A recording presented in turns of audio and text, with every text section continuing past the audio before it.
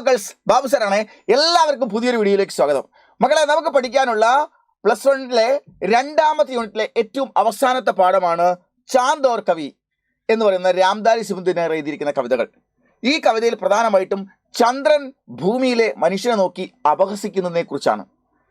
അവസാനം കവിയുടെ മനസ്സ് തിരിച്ച് അതിന് കൃത്യമായ മറുപടിയും കൊടുക്കുന്നു. അതാണ് ഈ കവിതയുടെ സാമറി. ഓക്കെ മക്കളെ, നിങ്ങൾക്ക് ഈ പാഠവുമായി ബന്ധപ്പെട്ട് ചാന്ദ് ഓർ കവി എന്ന് പറഞ്ഞ പാഠവുമായി ബന്ധപ്പെട്ട് രാംധാരി സിംഹദിനകരുടെ ഈ പാഠവുമായി ബന്ധപ്പെട്ട് ചോദിക്കുന്ന ചോദ്യം ഇങ്ങനെയാണ്: കവിതാക്ക് ആസ്വാദൻ ടിപ്പണി ലിഖിയെ 6 മാർക്കിന്റെ ചോദ്യം ചോദിക്കും. അങ്ങനെ 6 മാർക്കിന്റെ ചോദ്യം ചോദിച്ചാൽ നമ്മൾ എങ്ങനെയാണ് A to Z ആ ക്വസ്റ്റ്യൻ ആൻസർ ചെയ്തതെന്ന് നമ്മൾ ഈ വീഡിയോയിൽ പറയാൻ പോകുന്നത്.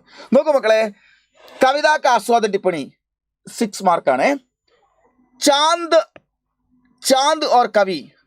ഓർ കവി എന്നുള്ളത് രാംധാരി സിംഹദിനർ ജി की कविता है. രാംധാരി സിംഹദിനർജിയുടെ കവിതയാണ്. പ്രഗതിശീൽ കവിത ഹെ. ഇതൊരു പ്രഗതിശീൽ കവിതയാണ്. പ്രഗതിശീൽ കവിത എന്ന് പറഞ്ഞാൽ പുരോഗമനപരമായ ഏറ്റവും നൂതനമായ ചിന്തകൾ, ആവേശോജ്വലമായ ചിന്താഗതികൾ വെച്ച് പുലർത്തുന്നതാണ്, മോട്ടിവേറ്റ് ചെയ്യപ്പെടുന്ന കവിതകളെയാണ് നമ്മൾ പ്രഗതിവാദി കവിതകൾ എന്ന് പറയുന്നത്. ഓക്കെ, രാത്രിയുടെ സമയത്ത് ചാന്ദ് കവീസെ കാത്തെ, ചന്ദ്രൻ, രാത്രിയിലാണല്ലോ ചന്ദ്രൻ വരുന്നത്, ചന്ദ്രൻ കവിയോട് പറയുന്നു കി എന്തെന്നാൽ മനുഷ്യ വിചിത്ര ജീവി ഹേ. ഹേ കവി, മനുഷ്യൻ എന്ന് പറഞ്ഞാൽ ഒരു വിചിത്രമായ ജീവിയാണ്. മനുഷ്യ സ്വയം സമസ്യായും ബനാലയത്തെ. ഈ മനുഷ്യന്റെ കാര്യം വലിയ രസമാണ്. അവർ സ്വന്തം ഓരോ പ്രശ്നങ്ങൾ സൃഷ്ടിക്കപ്പെടുന്നു. ഉൻ സമസ്യാവുമേ ഫംസുക്കർ, എന്നിട്ട് അവൻ ഉണ്ടാക്കുന്ന പ്രശ്നങ്ങളിൽ അവൻ തന്നെ കുടുങ്ങിയിട്ട് ബേച്ചൈൻ രത്തായെ, അവൻ അസ്വസ്ഥനാവുകയും ചെയ്യുന്നു. മറ്റാരും ഭൂമിയിൽ മനുഷ്യന് പ്രശ്നങ്ങൾ ഉണ്ടാക്കി കൊടുക്കുന്നില്ല.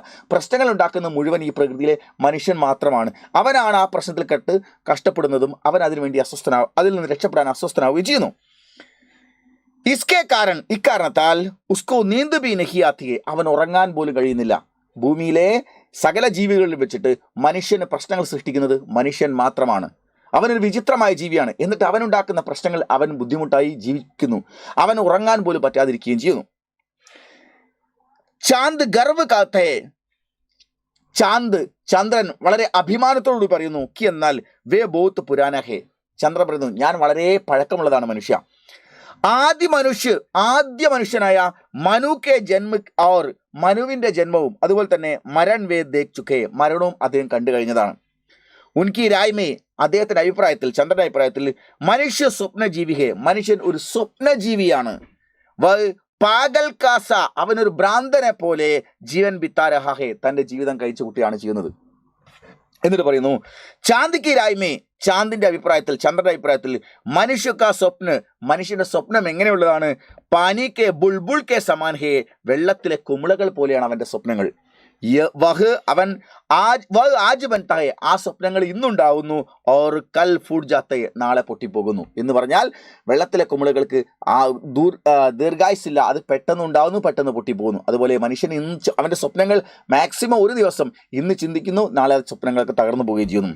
ബുൾബുളോം സേ ഖേൽക്കർ, വെള്ളത്തുള്ളികളോട് കളിച്ചിട്ട്, അതായത് വെള്ളത്തുള്ളികൾക്ക് സമാനമായി ഇത്തരം സ്വപ്നങ്ങളോട് ഇടപഴകിയിട്ട് കവിത ലിഖനെ വാലെ മാനവ്, അതിൽ സ്വപ്നത്തിൽ മുഴുകിയിട്ട് കവിത എഴുതുന്ന മനുഷ്യൻ ചാന്ദ് അപഹാസ് കർത്തെ, ആ മാനവ് പർ, ഈ ചെറിയ വെള്ളക്കുമിളകൾ പോലുള്ള സ്വപ്നങ്ങൾ മുഴുകിയിട്ട് അതിൽ സ്വപ്നലോകം സൃഷ്ടിച്ച് അതിൽ കവിതകൾ എഴുതി ആനന്ദം കൊള്ളുന്ന കവിയെ നോക്കിയിട്ട് കവികളെ നോക്കിയിട്ട് മനുഷ്യനെ നോക്കിയിട്ട് ചന്ദ്രൻ അഭാസ് കർത്തയെ പരിഹസിക്കുകയാണ് ചെയ്യുന്നത്. നിങ്ങൾ വല്ലാത്ത ജീവികളാണ്, നിങ്ങളുടെ സ്വപ്നങ്ങൾ ഇന്നുണ്ടാവുന്ന നാളെ പൊട്ടിപ്പോന്നു, അതിൽ നിങ്ങൾ സ്വപ്നലോകങ്ങൾ തന്നെ സൃഷ്ടിക്കുന്നു, എന്നിട്ട് മനോഹരമായ കവിതകൾ എഴുതുന്നു.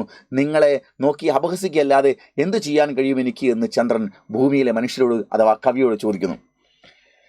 ചാന്ദ് കി വാണി സുൻകർ, ഇനിയാണ് രസം.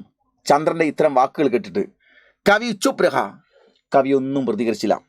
ലേക്കിൻ എന്നാൽ ഉസ്ക കവി ക മൻ, കവിയുടെ മനസ്സ് ബോലുട, ഇങ്ങനെ പറയുന്നുണ്ടായിരുന്നു, അഥവാ രാഗിണി കവി മനസ്സ് പറയുന്നുണ്ടായിരുന്നു.